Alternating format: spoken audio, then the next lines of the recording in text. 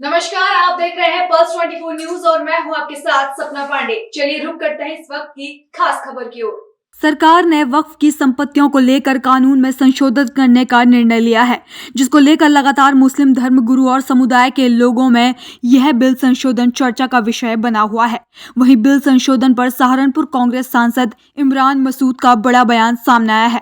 उनका कहना है कि जिस तरह वक्फ की संपत्तियों के ऊपर सरकार की नजर टिकी हुई है, इसी तरह मठ और मंदिरों के पास भी अधिक संपत्ति है, उस पर भी सरकार को सोच विचार करना चाहिए। उन्होंने आगे कहा कि वक्फ की 90% संपत्ति सदियों पुरानी होने पर भी सरकार वक्फ बाय यूजर खत्म करना चाहती है। इमरान मसूद का कहना है कि संविधान के तहत हमें अपने धार्मिक कार्य करने की अनुमति है और उस पर सरकार रोक लगाना चाहती है। वक्फ संपत्तियां ऐसे नहीं होती कि किसी भी संपत्ति पर वक्फ के जरिए अवैध कब्जा कर लिया जाए। वक्फ संपत्ति वो हो सकती है जिसे अपनी मर्जी से वक्फ को दे दी हो।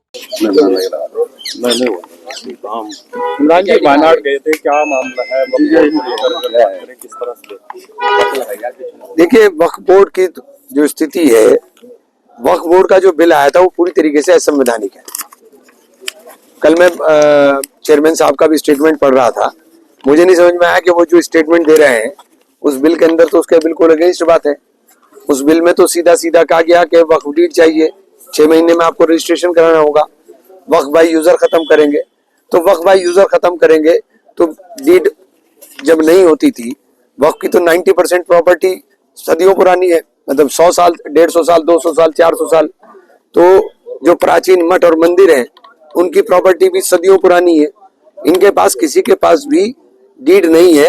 ये बाय यूजर के अंदर ही जो गवर्नमेंट का पत्र होता है, जो गजट नोटिफिकेशन होते हैं, उसके अंदर सरकार द्वारा उस समय की सरकारों द्वारा या उस समय के शासकों द्वारा कब्रिस्तान, दरगाह, खानका, मठ, मंदिर, मस्जिद ये दर्ज है।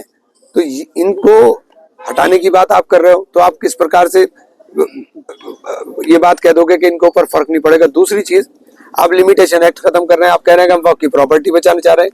आप लिमिटेशन एक्ट हटा दोगे तो वक्फ की प्रॉपर्टी बचेगी कहाँ? एडवर्स पोजेशन के अंदर सब लोग दावे में जाएंगे और एक अपने दावे वो करेंगे और सुप्रीम कोर्ट के उसके ऊपर आप देख लीजिए क्या होगा। तो सारी प्रॉपर्टी को खुर्द-बुर्द करने की तैयारी है। और ये बिल जो है, चूंकि संविधान की धारा 14, धारा 25, धारा 26, धारा 29 और 30 के अंदर हमें अपने धार्मिक कृत्यों को करने की आजादी, हमें अपने धार्मिक संस्थाओं को चलाने की आजादी, हमें अपने जो धार्मिक कार्य करने का हमें उसके लिए पूरी तरह से आजादी है। ये उसके ऊपर पूरी तरह से ओवरलैपिंग है। वक्फ कोई ऐसा नहीं है, कहते हैं आप कहते हैं कि आप वक्फ जो है किसी ने भी कहाँ कह दिया और वहां वक्फ हो गया, ऐसा नहीं हो सकता। वक्फ वही आदमी कर सकता है जिसकी प्रॉपर्टी का ओनर हो। प्रॉपर्टी का ओनर ही वक्फ कर सकता है। मैं आपकी प्रॉपर्टी को वक्फ नहीं कर सकता, नंबर 1। दूसरी बात करें, असीमित पावर इनके पास थी। क्या असीमित पावर थी साहब? अगर मैं यहाँ खड़े होकर के कोई बोलने लगेगा साहब घंटाघर को वक्फ कर दो, तो वक्फ थोड़ी हो जाएगा।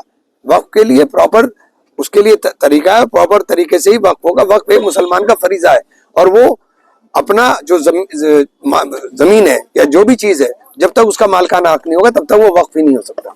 उपचुनाव होना है, क्या मान जीतेंगे भाई, जुड़ेंगे और जीतेंगे इंशाल्लाह। तो ये थी इस वक्त की खास खबर। ऐसी तमाम खबरें देखने के लिए बने रहिए पल्स 24 न्यूज के साथ।